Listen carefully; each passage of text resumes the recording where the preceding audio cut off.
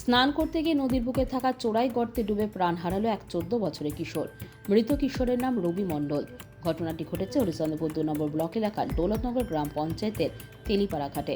মৃতদেহ উদ্ধার করে আজ ময়না তদন্তের জন্য পাঠিয়েছে হরিচন্দ্রপুর থানার পুলিশ।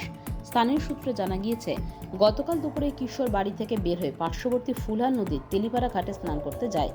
দুপুর গড়িয়ে বিকেল হয়ে গেলেও তার কোনো সন্ধান না পেয়ে বাড়ির লোক খোঁজাখুঁজি করতে থাকে। অবশেষে গতকাল গভীর রাতে নদী থেকে মৃতদেহ উদ্ধার করে পরিবারের লোকেরা। স্থানীয়দের অভিযোগ, এলাকার জমি মাফিয়ারা নদীর বুক থেকে যথেচ্ছ হারে মাটি কেটে নিচ্ছে। এর ফলে নদীর বুকে অজস্র চোরাই গর্ত তৈরি হয়ে থেকে যাচ্ছে। নদীতে জল কম থাকলেও এই গর্তগুলি জলে ভরে থাকে।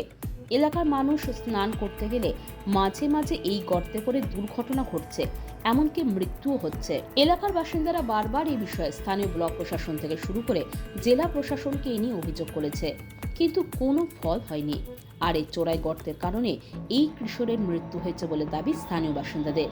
অবিলম্বে মাটি মাফিয়াদের বিরুদ্ধে ব্যবস্থা গ্রহণের দাবি তুলেছেন তারা।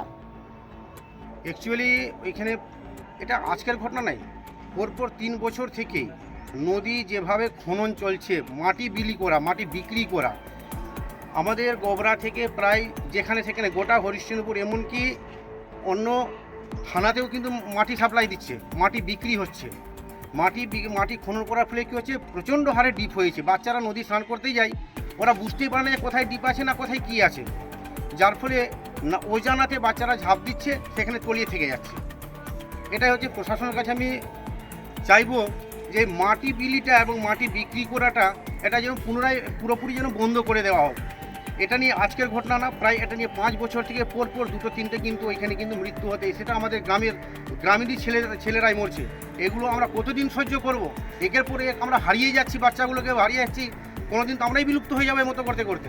মনুষ্য জাতিটাই থাকবে না, মাটি থাকবে না, নদী থাকবে। এই যে মাটি যে খনন হচ্ছে, এর দায় কাকে মনে করছে? দায়ী প্রশাসনকে দায়ী করছি। কোন নদীতে এই ঘটনা ঘটছে? এটা মিস্ত্রিপাড়া ঘাটের পাশেই, তেলিপাড়া। হ্যাঁ, ছেলেটার নাম হলো রবি মণ্ডল, বাবার নাম বিজয় মণ্ডল, বয়স 14 বছর, ক্লাস 8-এ মানে বর্তমানে পড়ছিল।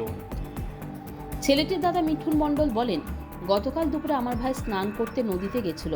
তারপর থেকে ওর কোনো খোঁজ মিলছিল না বলে ওর বাবার কাছ থেকে জানতে পারি। তারপরে রাত্রিবেলা জানা যায় নদীতে মৃতদেহ পাওয়া গিয়েছে। এলাকার গ্রাম পঞ্চায়েত মেম্বার দীপক মণ্ডল বলেন, নদীর বুক থেকে ব্যাপক হারে মাটি কেটে নেওয়া হচ্ছে।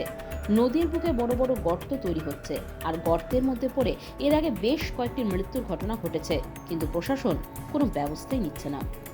আমি দেখেছি 2টার দিকে নদী গেল, যাওয়ার কথা বলছিল। তারপরে আমি ওইদিকে পুকুর দিকে চলে গেছি। তারপরে কিছুক্ষণ পরে আর দেখতে পেলাম না। তারপরে রাত্রে বিজয় কাকু 2টার দিকে খুঁজতে আসলো। আমি মনে মনে ভাবছি যে ওই তো মিলছে না, খুঁজে ওই জন্য খুঁজতে আসলো, এইটুকু জানি।